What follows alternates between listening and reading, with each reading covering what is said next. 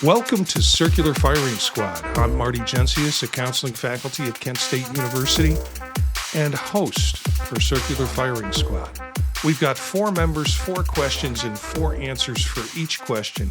Each squad member generates a question that we all have to answer. Some of them crazy, some of them sane, but all of them really meaningful. And, Mitch started off and said, this is going to be a real heavy show tonight. I don't know if it's going to be a heavy show. We'll find out. So let's see who's with us on this episode. Hi, everybody. Elliott Ingersoll, professor of counseling at Cleveland State University and host of Apply Topically. Hi, Steph Martyr here. I'm a doctoral candidate at Kent State University and practicing clinical counselor. We've got questions. Elliott, you've got the first question. Okay. And this grows out of, me and Mitch is working with me as well in 2 practicum courses right now. My question is, what do you think the future is of recordings at prac and internship sites? It seems each year more sites have more restrictions on them.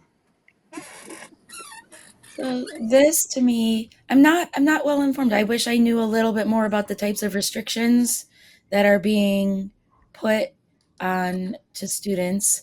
Because the last time I was doing this was maybe 8 years ago. And so... Do you want me to tag on that real quick? Would that be okay? Can you give me a little bit of the trend? Sure. The sites are more wary of allowing recordings, and they really lean heavily into, well, if the client doesn't want it, we can't do it. And some sites are just saying, no, we're not doing any recordings. Some sites, I basically watch supervision sessions instead of sessions with clients. So those are some of the things that are happening, but everyone's worried about liability. And I can understand for some of the maybe privacy reasons, and definitely shouldn't have to have any client be recorded that is not comfortable being recorded. And at the same time, I think there was a lot of valuable information that we got when we were in a safe, secure practicum site after getting all the necessary permissions. I think being able to look back at yourself, being able to watch yourself, being able to watch others, actually provided a lot of information and valuable information, whether it was learning new skills, learning new ways to manage something, or identifying things that you can work on and do better. I appreciated having recordings. We were very, secure with everything, and there was a big protocol to go through to make sure that everything was locked up, and that the office, all the ethical standards put into place. So, I can understand. I don't know what has been breached as far as data, that has maybe led to this, or what is precipitating all of the crackdown. But overall, I think you might be losing some valuable training information if you take away recordings and being able to kind of process those by yourself with a supervisor or with classmates. Yeah, so this is got a lot of got a take on this question for sure, kind of a hot take. At least that's my feeling about it. This is a sort of a surprising thing to me as someone who was a psychotherapy client for a really long time first, and then came into the field for to be a counselor. The reason it felt surprising to me is that this was something that didn't happen to me over the course of my time as a client. And so I was never asked to do an audio recording or anything like that. However, some of the things that I noticed I hear the counselor education piece side of this, and I think that's valuable in terms of training information and in terms of providing a space to learn and providing a space to observe classmates. I have 2 concerns. One is a client perspective and one is a student perspective. From my perspective, noticing patterns about what's going on inside of the internship and providing not supervision, but, helping out with classes at CSU and talking with friends and colleagues about this. One thing that I've noticed is that I'm not really surprised about like what is coming up for other people inside of their sessions with other people anymore. And so from a privacy standpoint, from like a student privacy standpoint, that's something that they may not want other people to necessarily know. And I think at a baseline level, the check here is just for ethical. Hey, are things going okay ethically? Does this sound like a reasonable like counseling session? And so I think protecting student privacy is something that has come up for me, and something that I felt like I had an awareness of around like sometime this summer, I would say. And there's also the idea of, I think, like, how do we present this kind of stuff to clients? Because I don't remember being told or being like shared with like, okay, like how are we necessarily discussing these things? Are we giving people inside of internship like, hey, like here's a video, right? Or like, hey, we're going to record you and I'm going to use this video and maybe share it with the supervisor. Also, are we, discussing and saying like, hey, this video is going to be shared with a class of 12 people. Hey, is this video going to be shared with a class of 24 people? What is the type of, and how is it going to be shared in the class? I think is a really important thing, because I haven't always noticed that the focus has been on like client or really like these are people too. And I think that it's really important to treat people in those spaces who are like volunteering and recording videos, to give them the respect as if they are inside of those spaces as well. There have been a few times, and I wish there hadn't, but there have been a few times that I have felt highly uncomfortable with how I've observed that people who are being provided counseling are being treated inside of just counseling spaces in general. Like, I don't think people deserve that in our field. So I'm very wary of recordings. If I could wave a magic wand, and this is sort of the hot take, I'd stop this practice. But I'm not waving the magic wand here. I think it's fine, but I've got some major concerns around it. And I don't think that students or clients are really given are given like a lot of perspective on like what's really happening with video recordings. And so that worries me.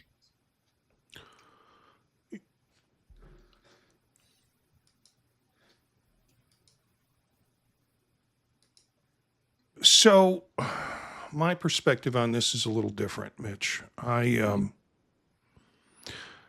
think we've gotten really sloppy. We forget that we are counselors in training, and that we forget that we are, in most cases, providing free services to clients. And part of the arrangement for those free services are the fact that we need you to help train future counselors. And part of that is either video or audio recording your session for supervision. Now, I can see the problem, particularly in internship, where you're getting site supervision by your site supervisor. I don't know if I need to see the tape in class. I mean, you can present the case in class without presenting the audio and without presenting the video in a lot of cases. And that's probably the level of supervision, because the supervision responsibility falls on the site supervisor there.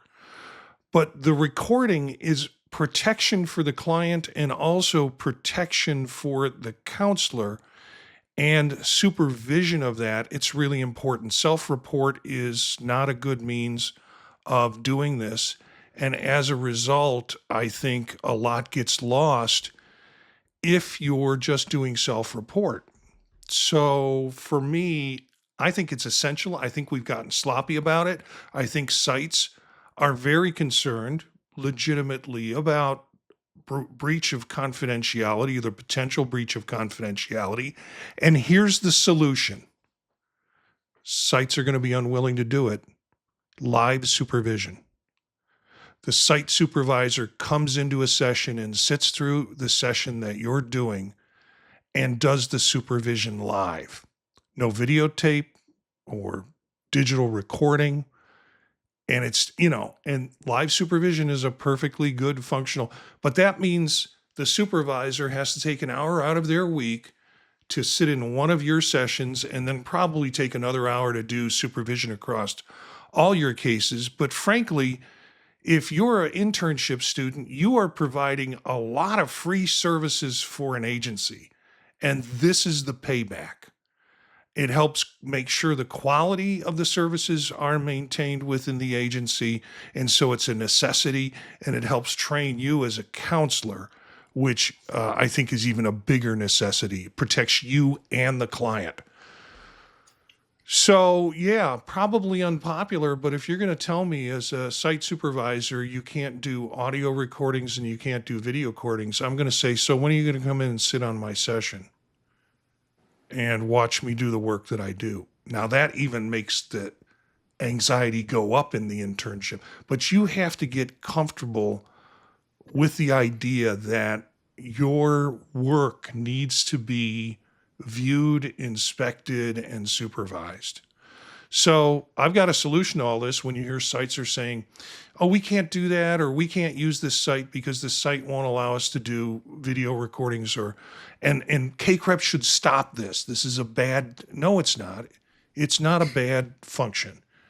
It's the fact that there are ways to do that without video recording and audio recording clients. It's just a little more labor intensive on the part of the site. But you have to remember the power, well, I wouldn't want to challenge it, but I think you have to remember the power you bring as an intern is the fact that you're providing them 20 hours of service a week for billable or non-billable clients. Doesn't matter. You're providing 20 hours of service a week. Love that. Well, these are great perspectives. I appreciate all of them. I do. Yeah, I have some mixed feelings about it. Part of me, like, sometimes they will allow recording, but they won't allow any form of that off-site. And I'm okay with that because I think at prac and internship, we should wean the students off of us and, onto the clinical supervisor in each setting a little more. I like the supervision sessions I've watched about a case. Those tell me a lot. But when I have students who, for whatever reason, they can't get a recording, and then they want to do a role play, and I say, that's not going to tell me anything I need to know. I said, I had you in the lab in counseling. I know what your role plays look like. We need something a little bit more. And on rare occasions, I'll let them go ahead and do that. But more for extra practice than an actual root recording. I do understand the concerns about confidentiality and liability. I like that live supervision piece, though, Marty. I think that is the way to go. I would love to do live supervision as the instructor of prac or internship. I just think that would be great. I would learn as much as I needed in that form. So that vehicle, that would work for me. Thanks, everybody. Steph, you've got the next question. All right. So I'm curious, why do you think internal family systems is so popular? So a little bit of self-disclosure here. Have been receiving, not IFS like only, but have been receiving IFS in cytotherapy for probably about like 6 or 7 months now. And also have been doing reading on it myself because it's something that actually did really resonate with me and felt surprising that it did because I was really wary about it for a time. And my wariness about it came from, I think, the labeling of it, the idea of like that parts inside of IFS are labeled. And so like there's a firefighter part, right? Like, and the therapist is sort of like ascribing meaning to someone else's parts, which feels really weird to me. But my therapist and I don't approach it that way. I'm able to like label or not label my own stuff. And I think that the thing that it felt like it helped with for me is that it allowed for some like increased levels of like self-empathy, and reductions in like I think like judgment about like emotions or judgments about like cognitions, because they could then be ascribed to, okay, this is a part and not, and while that part is like part of the whole, it's not the whole. And so for people, especially, and I'll just, provide some context here. Like I can sometimes get really into the, like, hey, if I'm having a particular emotion, that can sometimes feel like very consuming. And I think, I imagine other people can experience it that way too, of like, hey, there's this emotion, it feels really consuming. It feels like, hey, this is like the entirety of me this week or today or in this hour. And parts work, I think, does this really cool thing where it allows a really simple explanation for how to just like consider that a part and not to have that like sort of take over everything. And I also think it allows for, I'm reading No Bad Parts right now, just like better treatment of self. Talks about like, my therapist and I talk about like reparenting. And reparenting for me has been like really powerful and positive, because it's like, well, if I have concerns about like how I was treated with my parents, then I guess there's only one person who can treat me differently and parent me differently, and that's me.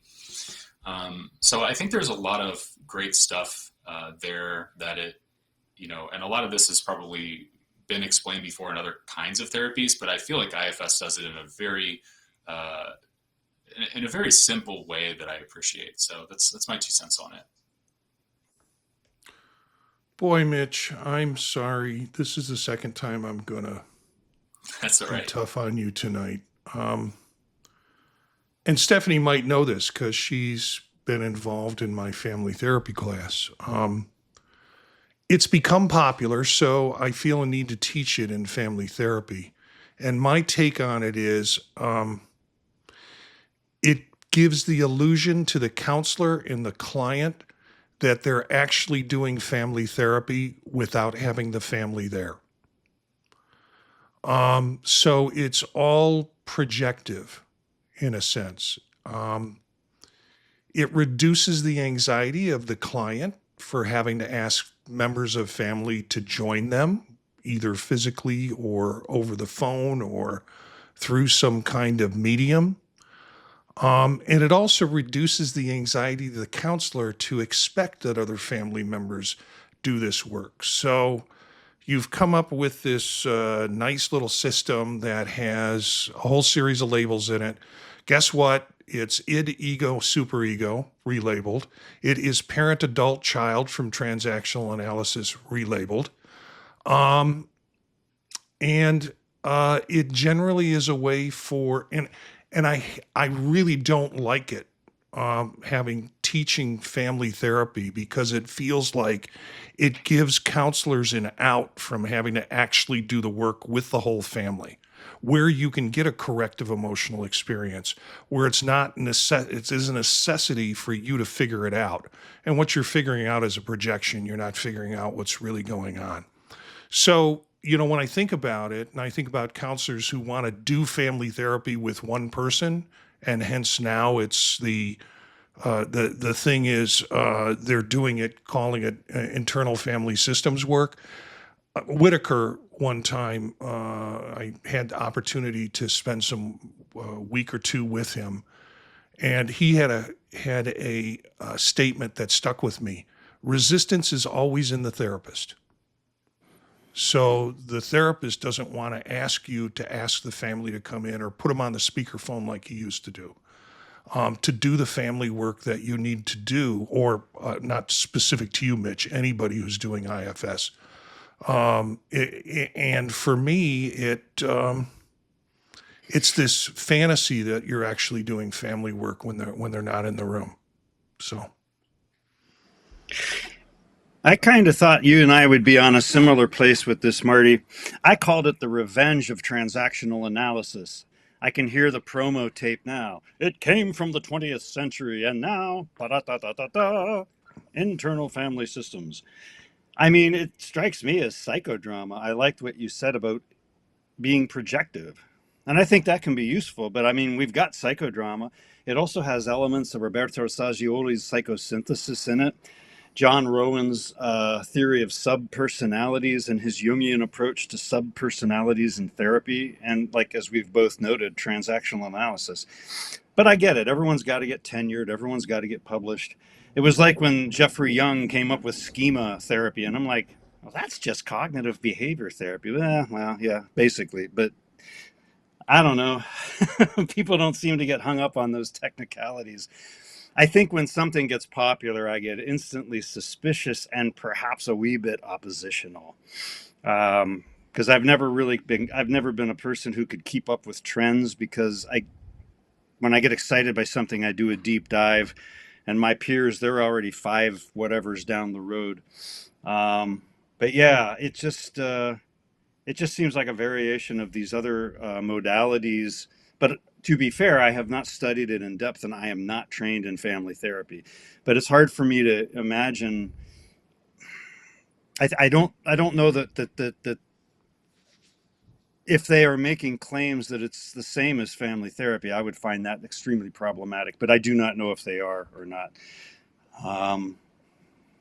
Yeah. Yeah, Elliot, I would say that they aren't making claims that it's the same. I just saying they're using it as a substitution for family therapy. Fair enough.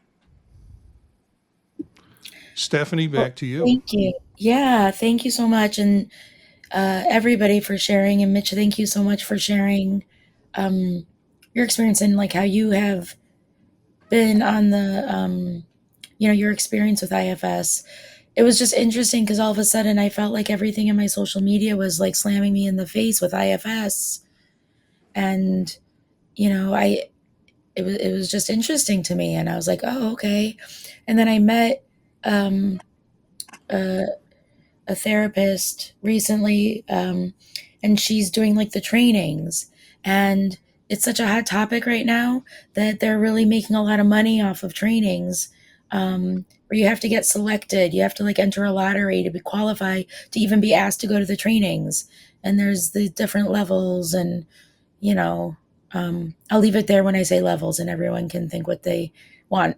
What free association. But it was just really interesting to me, and I do think that there is an accessibility to it. I think that maybe it's a precursor. It can help people feel gentle with themselves with the parts they don't like, and then find out a way to become more gentle with themselves, which is being gentle with themselves is something that I at times do encourage with my clients. And maybe this is a way, because I think, Mitch, what you were saying, I can see that being popular with people, at least to start off, especially, and you can take it wherever people need to go with it. But it could be good to start so people don't feel bad and they don't associate the bad or the negative self-talk to the whole self, like you were saying, and they can identify a piece, and they can say, okay, now I can work. And it's also more manageable, right? It's much more manageable to work on a piece of yourself. It can feel that way than the whole thing, and be like, I have to change which obviously we don't encourage, but for people, I think breaking it down into bits, it's almost like externalization, but in reverse, even though it's internal, but you're breaking it into these separate parts that you can kind of look at and think about and take care of in certain ways. So, I think, these things come in waves, as we've talked about before. But I think that it can at least get people started and maybe seeing things in a different way, and allow them to maybe examine some of those areas that they are looking to address and improve on. All right. Mitch, you've got the next question. All right. What is your favorite piece of art? Okay, I promise I won't break any eggs on this one. This is a really tough choice for me, and y'all might be surprised by this, but there's a story behind why it makes it such a tough choice for me. When I was a freshman in high school, my sister was a junior in high school, And I think I got that right. Maybe I was in 8th grade. I can't remember. But she got something every Saturday where it was through the high school where our teacher said, you need to go down to these classes every Saturday morning at the Art Institute. So my dad would pile us into the car and then drive us down to the Art Institute and drop us off for a couple hours. Well, she went to her class and I was left to wander the halls of the Art Institute and look at some really great art. So I would sit and look at stuff. So when you say what's your favorite piece of art, it's tough for me because there's Kandinsky, there's Klee, there's Mondrian, there's the Art Institute in Chicago is just full of great artwork. But I think the one that I'll settle on is George Seurat's A Sunday on La Grande Jatte, or what you've seen, the park scene that's all done in pointism, that's all put together. And I think Sondheim did a musical based on the characters in that picture called Sunday Afternoon in the Park with George. And so it's that picture, it's that painting that has pointism in it. When I was dating my wife, we went up to Chicago and went to the Art Institute, and she didn't quite believe that that was the real painting. And I tried to convince her, yeah, that's the real painting. And she said, oh, no, certainly they wouldn't have the real painting hanging in a museum. And I said, go ahead and ask the guard. So she went over and asked the guard, and the guard said, yep, that's the real thing. So that painting in itself has a lot of memories for me, including the kind of looking at it and getting up close enough to reducing it and seeing that it's just a field of dots of colors. And apparently Seurat did a lot of paintings with this pointism approach to do it. So that's my favorite piece of art. And a cool question. Thanks for asking that, Mitch. Yeah, this is a good question. I brought mine. Hold on. Let's see. This is a Madonna and Child figure, which I absolutely adore. And if anyone asks, well, what evidence is there you adore it? My partner and I spent a lot of money on it. And when we were on our honeymoon in New Orleans, I saw it and I was captivated. I still am captivated by it. It's beautifully done. And I know this is probably the most exciting moment for listeners of the podcast when I try to describe a visual art. But anyway, yeah, it's a Madonna and Child image. And that really intersects with my spiritual journey a lot. The feminine faces of divinity have been always the ones that spoke to me the most. The Hail Mary is the prayer that spoke to me the most. And I'd had a very profound, I will call it a mystical experience at the Society of St. John the Evangelist, the monastery. And again, it was regarding the feminine face of divinity. So yeah, that right now is my favorite. It's hard to say, well, favorite, is it really, do I like it most? And that's hard to say, but I liked it enough to spend some money on it when I had absolutely no money. I'm known for that. My dad said Ingersoll men have champagne tastes and beer budgets, and I fall right into that. Well, what kind of question is this? I'm kind of coming off of what Elliott was saying, because I'm like, how do you even ask a question like this, Mitch? Like, are we meant to have a single favorite piece of art? I have grown up near the Cleveland, Museum of Fine Arts, and in there regularly, especially because it's free for like the main, exhibits. And so after going there for many, many years, I have to say my favorite piece of art is a drawing Nora did of like of us as a family. The first time she did that, and drew us all as semi people looking things on the paper, and she puts us all together, and she's like, because we love each other and we're family. So I mean, I don't know, I don't know how Seurat can compete with that. No Picasso, but I have seen some really amazing art. But I think now that's perhaps my favorite. Yeah, I love these answers. I feel like I should probably avoid the word favorite from now on, because it's so hard to choose, right? Like, because I think there's so many different pieces of, whether it be art or music, right, that speak to us. Um, I, I actually went to the Cleveland Art Museum for the first time just this month, which is crazy living in Ohio for so long and never going to the art museum. I never remember being like taken there as a kid or anything like that. But it got me thinking about this question, and in terms of like what art that I've appreciated over the time that I've been here. Certainly for me, the Great Wave. I'm sure people are familiar with that one. That's one that has always stuck out to me, even though I think I've described my fear of like deep ocean water here a few times on the podcast. There's also, and for me, another sculpture or statue in the world that I really appreciate. I've never seen it, but I always wanted to until they took it down to relocate it. But it's actually a statue of Guan Yu in China, and I've always been really fascinated with,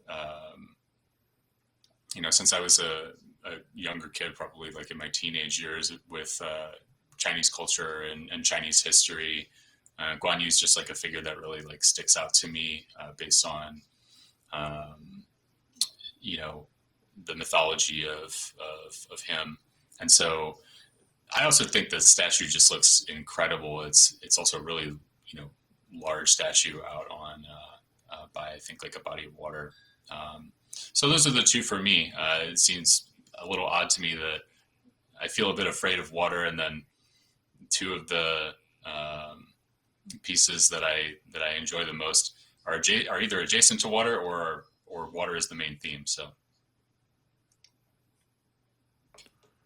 Okay. Now, there are so many good pieces of art, and it strikes me. Thanks for asking this question, because it kind of put me down a memory lane of stuff that I have really appreciated, and don't spend enough time just sitting with it as I used to. And so there's an app called like Daily Artwork, and it sends you like a classic picture with all the information on it. And I've signed up for it just because it sends me that every day, and I get to take a look at it. And I'll share that maybe in the show notes for people who are interested in finding that app. My question came out of an experience this week. And my daughter is had her tonsils removed. She's 35 years old or 34 years old. Hope she's not listening. And it is really hard on adults to have that happen. And she also had ear infections. And she asked me or maybe I said, I'm trying to remember if you had ear infections as a kid. And ear infections as a kid, I just remember the pink stuff that you'd have to put in their throat and they'd spit it back out. And it led to a further discussion that finally this was the question that emerged. And so I said this question tonight to my wife, and she said, well, that's an interesting question. And then I told her my answer, and she said, you can't say that. Do not say that. You can't say that. But I think I have a perfectly reasonable, you're going to have to wait for mine last. Is there a horrible human behavior that others, you and others, both shun, we all agree this is horrible human behavior, but you kind of understand why it happens? I think you stumped me on this one, Marty. I mean, I'm starting a whole new part of my therapeutic journey, just, kind of a life review. And it might take 30 years. I'm not in a rush, but there's really nothing human that is foreign to me right now. I'm in that weird space. Um, yeah, things that are horrible human behaviors that are intentionally cruel, result in a loss of life. That's how far out I have to go. But then I immediately get suspicious. I and others shun this. Ergo, that means that I am probably projecting some of my own shadow onto whatever these people are doing. I think the things I've worked through therapeutically myself and with clients is about human sexuality, and how sometimes for some people, one person's sexual, delight is another person's den of iniquity. I don't see right now, I don't even feel like I'm coming close to the intent of your question. We're talking about a horrible human behavior. And I'd have to go with murder or the other mortal sins. And I get why they happen, because we sense ourselves as isolated and we project our own shadow onto others. And then we try to kill the other when we're actually lashing out at ourselves. But yeah, sorry I gave a convoluted answer. This one twisted me up in all sorts of psychic knots. Nothing like overthinking the question, Elliott. I was really kind of depending on you to just go to the dark side, grab an answer, and come back out. But no, you turned this into a philosophical mental jogging. Sorry Stephanie, about that. can you give us something? I don't think I can do too much better. What I came up with is like I can understand why most horrible human behavior happens, but I have a harder time understanding horrible people. So horrible human behavior, everybody can be in a moment, everyone can be going through something and act horribly. I mean, when you say horror, I guess I need some containment on the word horribly in some way, because it's too easy to be like, but because then I'm going from things like driving horribly and then acting like a total idiot when you're the one who caused the mess to things like murder. So I don't, it's kind of a big spectrum of horrible behavior, like being cruel to others. I think it's hard to, I don't back that, especially like just not acknowledging them at all. But I do understand. Okay, so here's one perhaps. When you're kids and you're in school and you know nothing about neurodiversity or just people with other kinds of life experiences going on, that's easy to also kind of have them be rejected, because you're kids, you don't know, you just know what feels comfortable or easy without having to like understand. Or if you don't understand, then you can be mean to somebody else. But I absolutely understand, especially for the kids, why that happens. They don't get it, they don't understand, they just know this person is not fun to be around, I'm going to go be around my friends, or others that don't do XYZ that maybe that one child is doing. So, they might, that child might be treated horribly, but I understand why. Okay. the look on Marty's face. I might not give you my answer unless Mitch can kind of pull this group out of it. Come on, Mitch. Oh gosh, like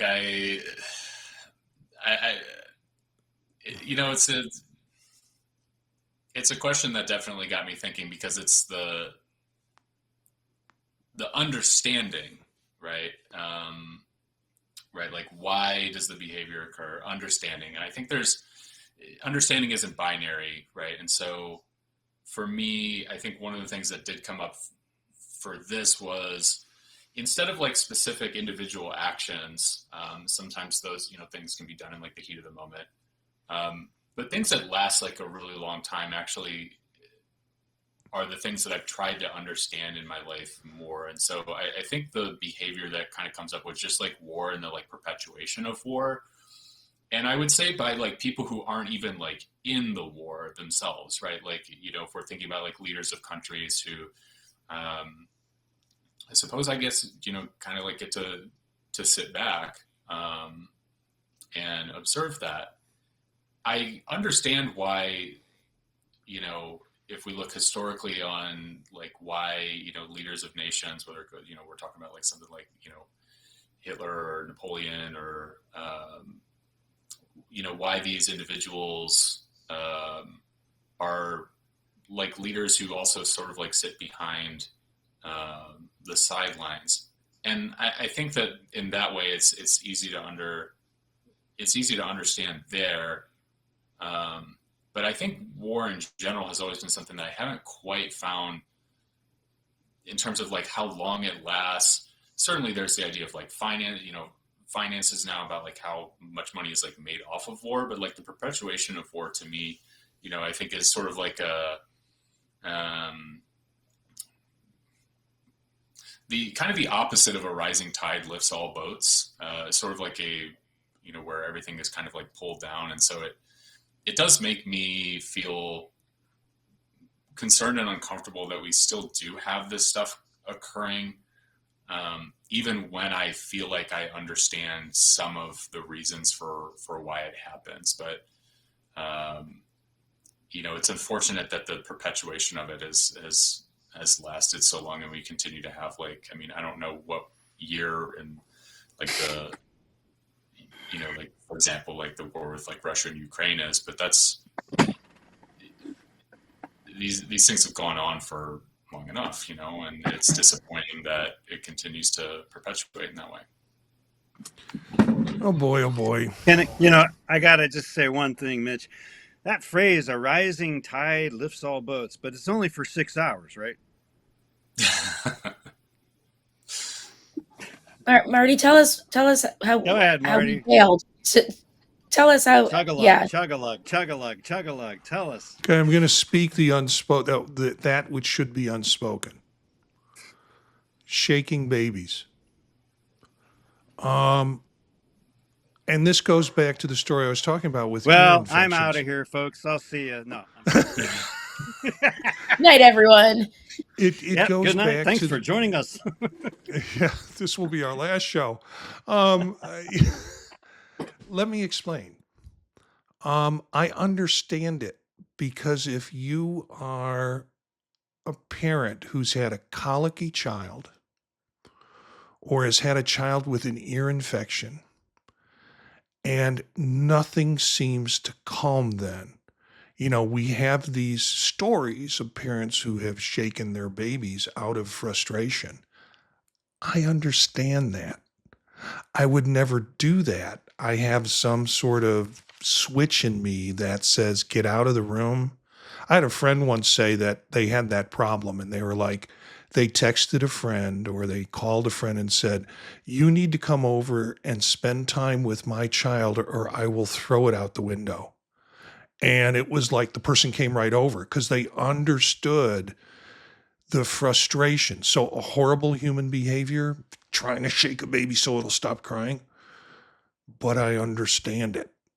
I know where people take it to that, can go to that limit with it. It's sad, but we need to come up with ways to help them intervene in those situations. But I understand the level of frustration that they can feel. All right, go ahead. Okay, real quick, I just have to tell you, there was a punk band in Youngstown in the 1980s called Shakin' Baby. Okay. That doesn't make me feel any better, Elliott. That was all I had. Before we left the hospital, they made sure to let us know that you put the baby down in the crib and leave it alone for 10 minutes. Nothing bad is going to happen to the baby, and just step away. Yeah. Let the baby cry, go somewhere else. It's okay. Yeah. So that's something, but yes, you can understand, even though it's something I would never, ever, ever, ever, ever do. It does make you want to put a knitting needle through your eye. Yeah. Just to make it stop. Ear, mainly. Ear too, but I figure the brain. But ear. Yeah. Does anybody ever wonder, why don't babies who cry a lot get hoarse? They never do. They go forever, boy. Same thing with Rare dogs. lines. Same thing with dogs. Okay, let's do the final shot question. I somehow I don't feel redeemed, but you know, so it goes. I might ask that question again sometime. What movie would you take to a desert island? Well, there's only one choice: Castaway. I said I'm not sure, but definitely not Castaway. So your answer, Elliott, is Castaway. Steph's is I'm not sure, but definitely not Castaway. Yeah, maybe The Matrix, but Castaway would just instill fear that for me being there. Well, I just thought Tom Hanks had some cool ideas about opening those coconuts that I would want to review. All right. Mitch? So those were the two answers that I was thinking of. If I needed to provide a third, though, it was going to be some, if we can count this as a movie, some Nat Geo movie on how to survive on a desert island would probably be nice for realistic purposes of surviving on the desert island. Man, you all don't get out much. There are tons of great movies, and I said Lawrence of Arabia. That is a movie. It's lengthy. It's beautiful. And I could watch it over, and I do watch it over and over again. So I would want something epic, and I would want something visually stunning, and I'd want something with a good story or a good plot, with it, or a good history with it. But if that was it was hard for me to pick one movie because I also thought Maltese Falcon and other ones that I Citizen Kane, other ones that I truly cherish. But I went with a desert island. Now I almost changed this, and I might ask this in another final shot question. So maybe you want to spend some time preparing for it. What would be the musical you would take to a desert island? Oklahoma. No. Which one? Go ahead, Ellen. If you want to do it now, which one would you do? Well, I was just thinking, I just rewatched the series Lost for the third time, and I'm still convinced it's the most coherent show that was ever made. But you didn't ask for a TV series, but I would certainly take Lost over Castaway. I didn't. I asked for a musical. What musical would you? Oh, probably The Wizard of Oz. Oh, that's an interesting choice. Steph? Yeah. I was just kidding because I really don't have thought. I just said South Pacific, but I don't really have an answer. Mitch? Probably Guys and Dolls. Guys and Dolls is fun. Yeah, Guys and Dolls is fun. Nathan Detroit. Watch musicals. I really need to watch some musicals or listen to some musicals. Yeah, you and Eric need to get together and watch musicals. Yeah, I was thinking of Eric right now. Mine would be when Eric comes back, we're going to be singing. Yeah, mine would be How to Succeed in Business Without Really Trying. I like it. Brotherhood of men. Yeah. I just enjoy that. That's probably my top musical. And I would like to see it staged somewhere, but high schools aren't doing it, from what I can understand. It requires too many men parts in it, most likely. Okay, thanks for the squad. Elliott, Stephanie, Mitch, for joining us this week. Look for some of these characters on their podcasts on thepodtalk.net. You can also see the video of this whole show on YouTube at youtube.com/@CFS podcast.